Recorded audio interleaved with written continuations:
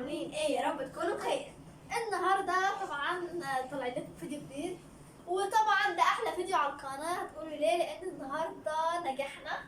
طبعا احنا نجحنا في ثالثه اعدادي، لان احنا ثالثه اعدادي شهاده، وطبعا الف مبروك لكل اللي نجح. ودي طبعا كاكولة النجاح، ودي سماسيو بنت عمنا طبعا هي جايه تشارك لنا، وبقول لها عقبالك يا رب، الف مبروك.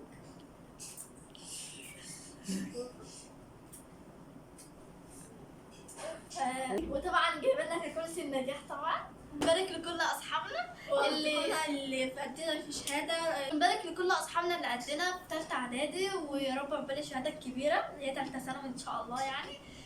فاحنا ان شاء الله داخلين سنه معاه، دعونا بقى ان احنا نتفوق في الثانوي وكده يعني، ونبقى شهادات كبيره بقى ونطلع كده ودلوقتي يا جماعه انا جايه اصور معاه عشان انا فرحانه بيهم قوي. الف مبروك. ودلوقتي احنا هنوزع الكاكولا على اصحابنا وهنرجع لكم تاني.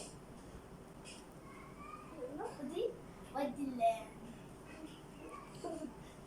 عارفه اللي في الاخر الشجره قدام. يلا ناخد دولت ووزع.